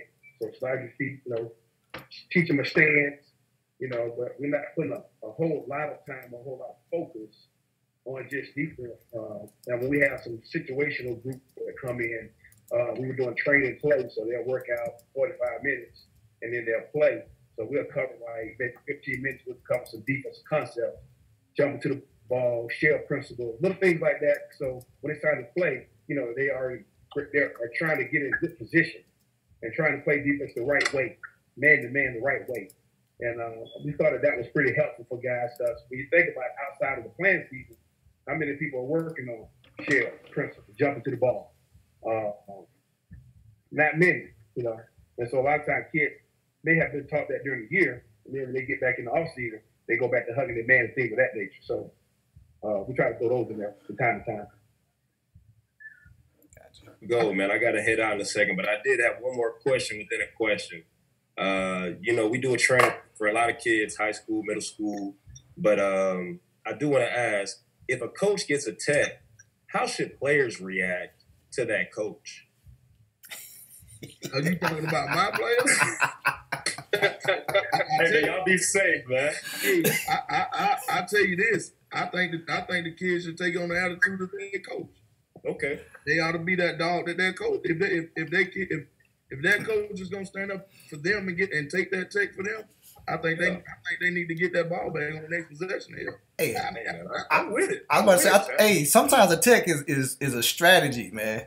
Okay. Sometimes I gotta get them fired up, man. They see me fired up. I need them to fire. I need them to get fired up. I need some dog out there. So yeah, I get a tech on purpose sometimes. And the tech that he's speaking about, we did get the ball back in our possession and end up winning the game. Yeah. That's what it takes. Good story. All right. Sound like a good tech to me. All right. Hey, Coach Cameron, was you saying something? I think you was muted. I was saying that's good coaching. Oh yeah. Yeah. Yeah. Charles, we got another question out there. It looks like, and I promise, guys, we're gonna wrap soon, but we want to make sure we hit all the questions from the viewers. Yeah. They're tuning in to see you guys to get this information for you, so we gotta hit their questions. Everybody doesn't have to comment on it. If you feel strongly about it, go ahead and comment. We can get 1 or 2 responses, and we can move to the next question. Go ahead, Coach Charles. So one of the questions was when you do your, well, we kind of know, when you guys train, are you doing 3, 5, or 10 kids at a time, or could a parent expect one-on-one? Go ahead. I kind of go to ask this one, but you guys go ahead. Obviously, you want to try to, as long as you have the personnel, larger groups, I think that's, but I'm sure everybody on the panel here also offers the one-on-one option, the parents, if that's specifically what you want. And of course, some people do want that. But, as for me, I'm usually in the gym by myself. So I usually don't go over a certain amount of kids at one time, because some kids, you just have to keep an eye on them, because once they develop bad habits, they're really, really, and that's for the younger kids, that's really, really, even high school kids as well, bad habits are really, really hard to break. So you have to have the ability to keep your eye on bad habits. But I would think everybody offers the one-on-one option if that's what you want as a parent or as a coach. Brad, Yeah.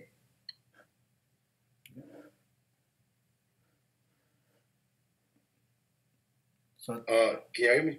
yeah. Yeah. There you go. Okay. Just like what Hardnett was saying, if you got the staff to do 10 people in the workout, that works out fine. Me personally, it's hard to work out 10 kids at one time. Yeah. Like, there's no way in the world you can pay attention to detail if you got 10 kids in the gym. Like, there's no way possible. Like, you can't. You only got 2 eyes. You know what I mean? You can't see everything. You know what I mean? So if you got enough staff to do it, yes, it's fine. But even when you got enough staff to do it, you still got to, structure it and break it down into small groups within that. But you got to be able to have good staff, when you ain't around, because everybody coming for you. You know what I mean? So, 5 people look good, but even with the 5 people, it's they can't be different positions. You know what I mean? It has to always be the same position. I can't have a point guard and then a 7-footer that can't shoot, and then you got a shooting guard in there. You know what I mean? It can't be a mix like that. It has to be, if you're gonna do the small groups, 3 or 5 people, it has to be players that are similar that you can work with. The one-on-one is perfectly fine. Me personally, I feel like that's what I'm best at, is one-on-one.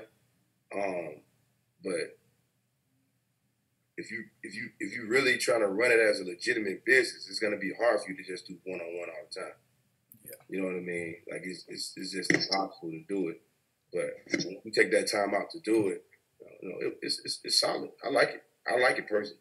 I hate 10, love 3, 5, and 1. Yeah. And look like Charles. It look like we got one more out there. Yes. So we got one from Coach Fox. She wants to know: do any of you teach and communicate the plus minus system and effectiveness to athletes?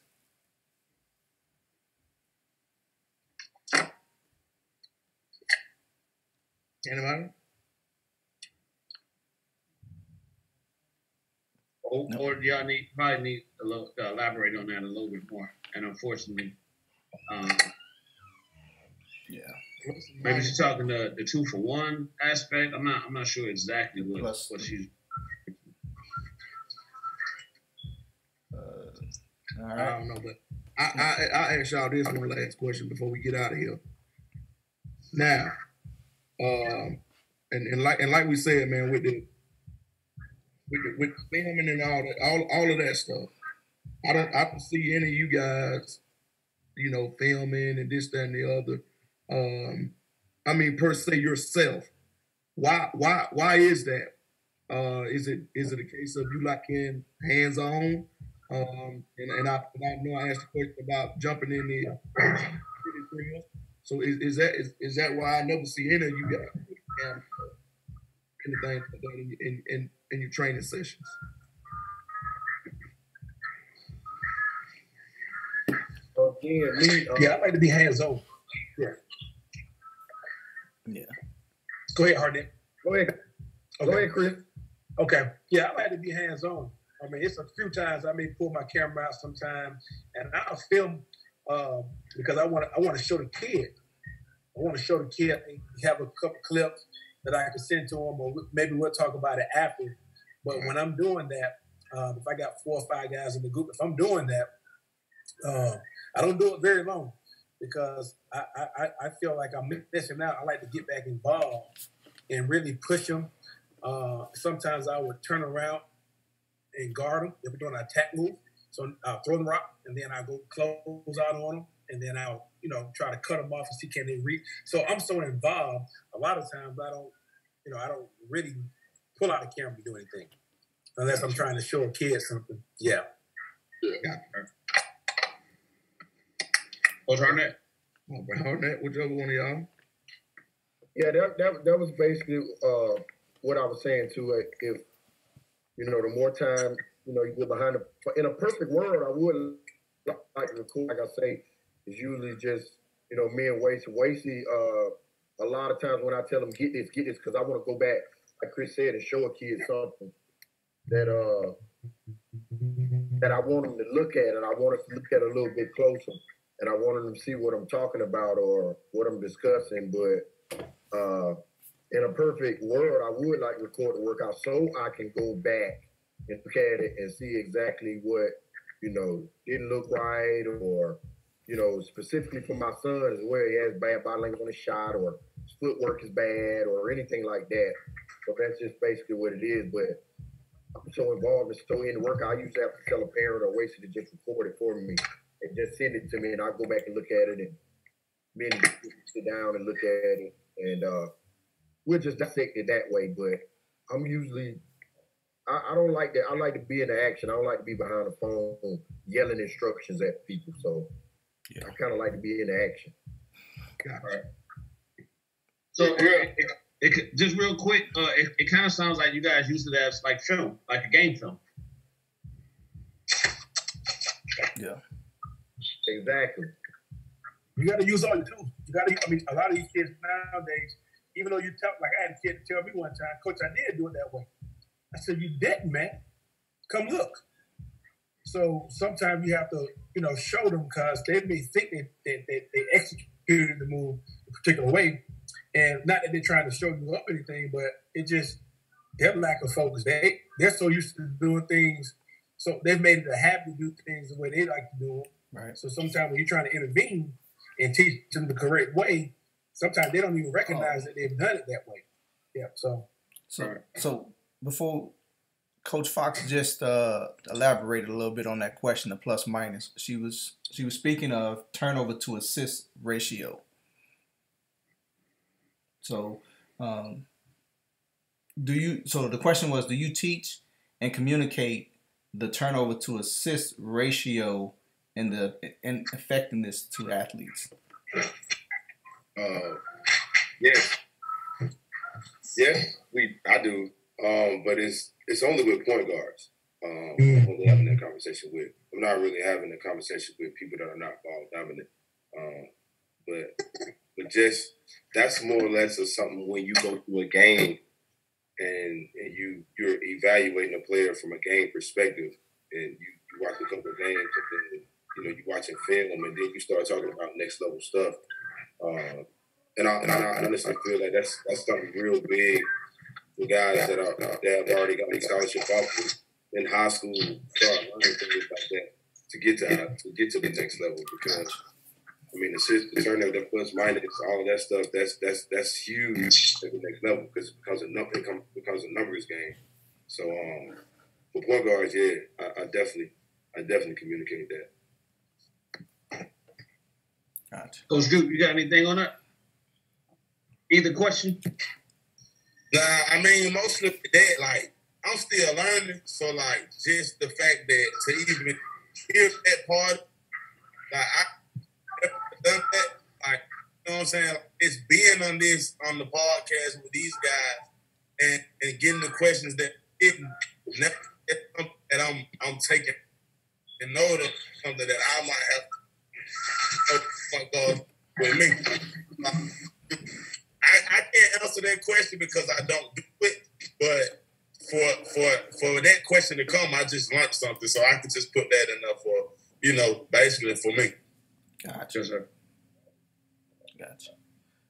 So I think we're gonna go ahead and wrap, man. This was hold on, Coach. We got something else? Yeah, hold on, Coach KP. So Coach Brad, man, he a humble dude.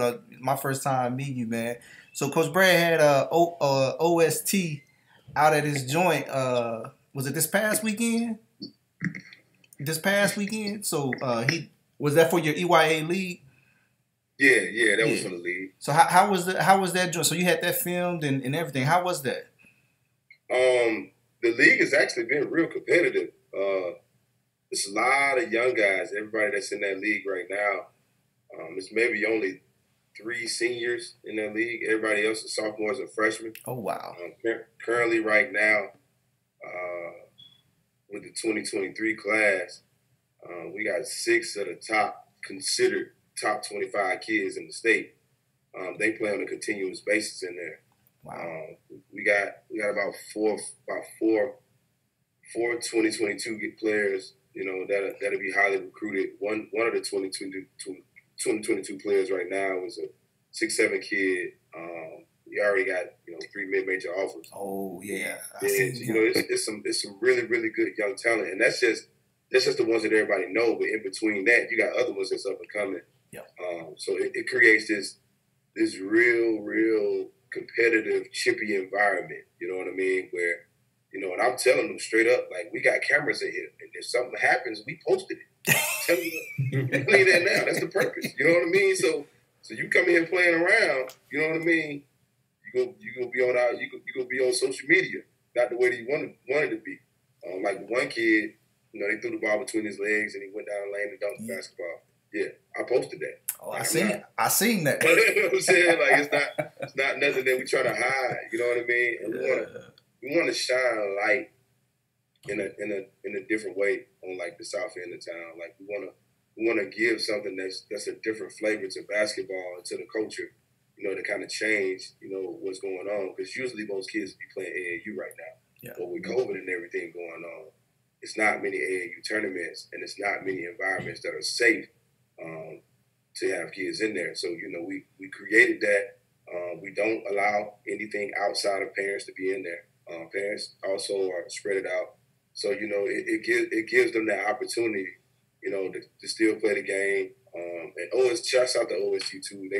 I've been around with them since say 4 or 5 years now. Like when they first started coming out, you know, we met then and we always been tight. I mean, they've been doing my videos for years, you know what I mean? So, you know, they're my guys there. But I like that environment. If any of y'all want to come out, man, y'all definitely welcome anytime, man, because it's nice. It's nice to see those kids like that in that environment. And with them being so young, you wouldn't expect to see that much talent with freshmen and sophomores. You know what I mean? Like, it's a real bright future for them. Yeah.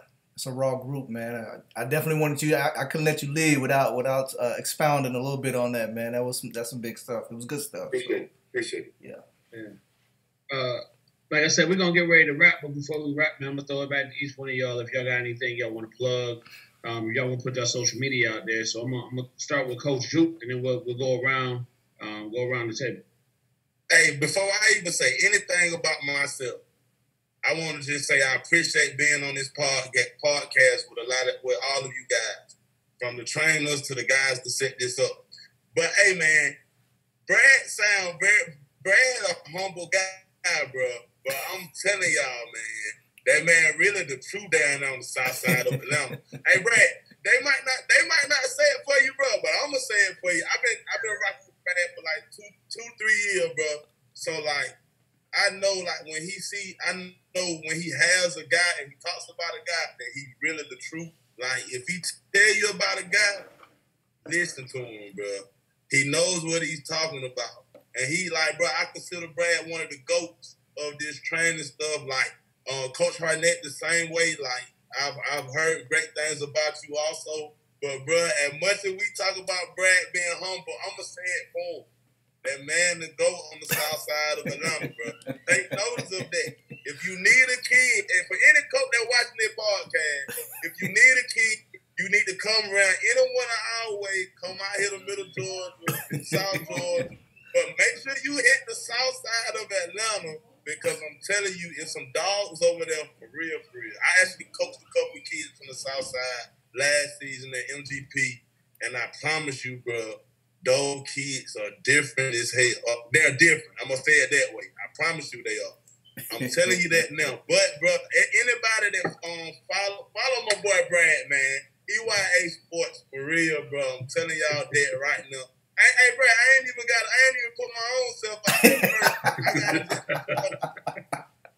Yeah, you got to rock with my boy. I'm telling y'all that right now. But make sure you follow me at Twitter, Coach Juke, and Instagram, BYB Training, man. Make sure you follow me, and make sure you follow my guy Brad, because he's the GOAT of the south side of Atlanta, for real. I'm telling you that now. I appreciate that, man. That's always love, bro. All love, bro. Coach Hardnett. Usually, most of my social media stuff has my real name on it. Quincy Hardnett. I know most of you guys are already familiar with Hype South, Elite, myself, Boyce Reeves. And, man, it's been a real pleasure being on here. This is my first time really getting to interact with some of you guys. Man, I learned a lot. It's a great experience. I plan to get out and see some of you guys at some of your events and see some of the things that you're doing, man. And, you know, me and Waste talk about all the time, when you're doing things with a pure heart, man, things work out so much better when you're doing it with a pure heart. And I can honestly say, after tonight, I think you guys are really doing everything from KP to Charles Attack, KP, everybody, man, the trainers. You guys are really doing it with a pure and clear heart, man, with no, you know, no trying to cut Hardnett out, trying to cut Brad out. Everybody doing it for their area, man, trying to make ball players, man, trying to make young men. And I got to commend everybody for that, man. And I wait to try to get me out a little bit more, man. I'm going to start to try to get out, man, and see some of you guys and see what's going on. I really appreciate it, man. That was a great experience, man, tonight. Thank y'all.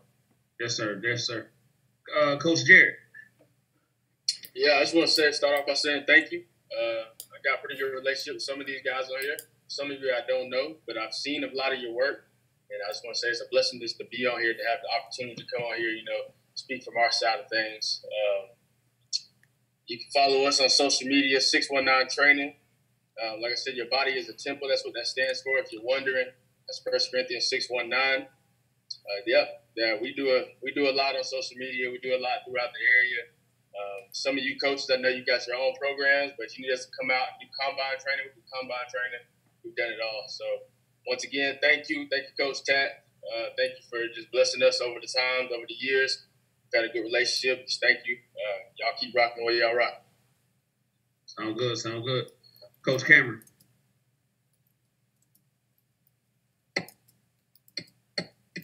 You got your mute on, Coach Cameron. There you go. Okay, yeah. So shout out, man. I want to thank you guys for inviting me on. Really good talk with all these guys on. Plummer and Charles, I met you guys last year up there at the tournament in Macon. So I appreciate the opportunity to be on. My social media is Chris Cam Sports at Chris Cam Sports on IG and Twitter. I also run College Hoops Connect Scouting. So my Twitter for that is Connect_hoops. And we'll be having our HBCU Elite 100 camp again in Atlanta on the 27th. So all the information will be on social media. You can find out, plug it in with your high school coaches in your area. You got any kids that's looking to play at HBCU, or, we have other schools there as well. But and I also do team training. So any programs, anybody that's watching, I come down, I do team training with your team. Very reasonable prices, but I get involved, I get engaged, and I give them all. So, but I appreciate you guys, and I look forward to working with you guys. And I put my number in the chat, so anybody that has an event going on, Brad, I'm gonna try to come over and take a look at some of your stuff. I think it's a phenomenal thing that you're doing. These kids need to play. I always talk about that. These kids need to play. They need to play for real versus just that, they need to be held accountable, offense and defense, when they're playing. And so I look forward to getting over there to watch Brad. Coach Juke, anytime you guys are doing anything, man, I'm just a phone call away. I get out and I support everybody. I work with everybody. So I'm open. I have events. If you want to come and work something that we're doing, you're always welcome. Just reach out to me. Appreciate it. Thanks, Coach. Coach Brad. Can you hear me? Yeah. Definitely. First off, I want to say, man, as Black leaders, man, I appreciate y'all for what y'all doing in the community. Like that's huge. And I won't even necessarily say around these times, because these times been the same times they always been. You know what I'm saying? So this ain't nothing new.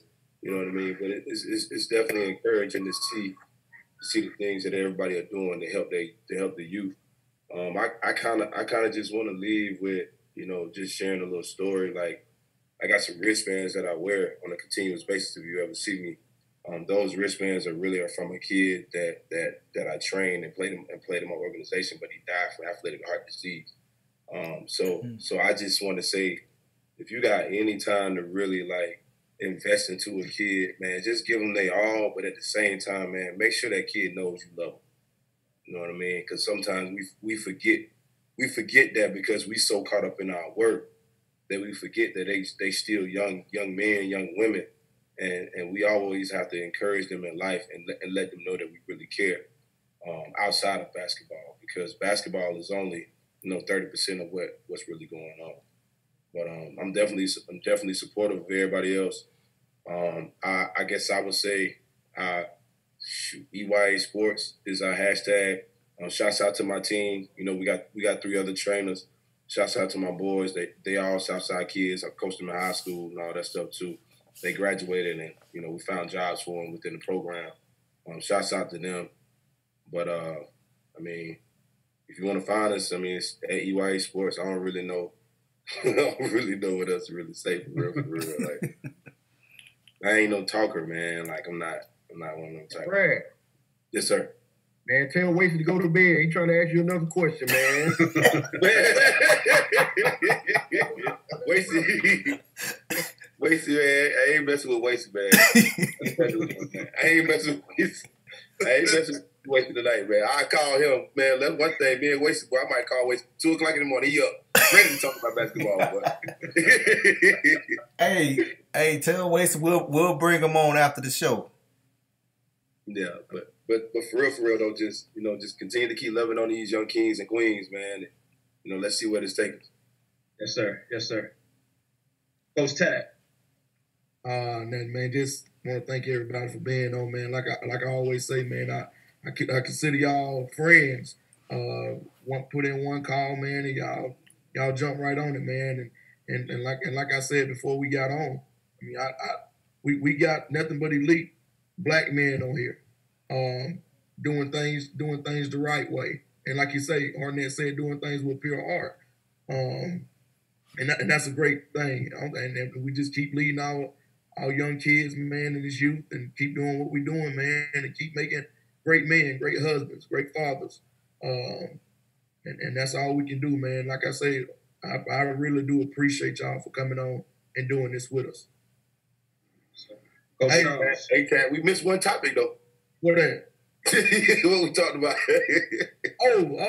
Hey, we can say that one for another day. We can say that one for another day. And Coach Juke didn't even talk about his YouTube page, man. It's Oh yeah. It's with his underrated gems and Jared. You also, man, congratulations on the new baby, man, and engagement and all that stuff, man. And keep that. Thank you. Oh yeah. Coach Hey, Charles. follow under. Go ahead, Juke. Hey, man, underrated gems with Coach Juke on YouTube. My YouTube page is Juke Your Boy. JUKEURBOI. And for everybody that's on here, if you have a kid that needs help recruiting, definitely hit me up. I try my best to make it work, make it help as much as possible. And Brad, I seen that six kids you got. I seen that highlight. Don't hide them from me. Put them out there. Don't put them up there. I seen it. Can't hide that film. Go on and bring it up. I need that, bro. Yeah. Oh yeah. I don't know what to talk about, man. Oh man. Coach Charles, it's on you. Oh man. Man, I just want to thank you guys, man. This was some real genuine conversation. You guys are real genuine dudes. Just real welcoming with your conversation, and not like you said, not leaving anybody out, man. Because for me, it's all about the kids, man. If there's anything I can do to help a kid, I'm going to do it. If you know me, I'm going to do that. I'll stop what I'm doing immediately. And you guys seem the same way, especially the ones that I know. I know you guys are that way. So, man, just want to thank you guys for coming on the show. So again, I can't echo it enough, man. We appreciate you guys being on the show. A lot of information was dropped, man. 2 hours. This is our longest show. So you guys got the record for our longest show so far. But the crazy part is we need a part 2 to the show. So we got to figure out how to get a part 2 soon to get you guys back on. Because like Coach Brad said, there's still some topics we weren't able to touch on and hit on. And I know Wasey got a whole notepad of questions that he want to keep asking. So, hey, but you know what? But even from Wasey's standpoint, man, he knows these questions. He knows the answer to these questions. But he's being that voice for the people, so people understand what it is and kind of get the show flowing. So we appreciate and salute him for everything he's doing for the culture of basketball as well. But like I said, man, 2 hours, we're going to get out of here. I know everybody hungry, trying to get whatever y'all trying to get to. We appreciate you. Viewers, if you got any questions or need any follow-up information, everybody gave their social media out, or you can hit us up, and we'll get in touch with all the trainers individually and connect y'all or whatever the case may be. But other than that, man, we out of here. Peace. Out of here.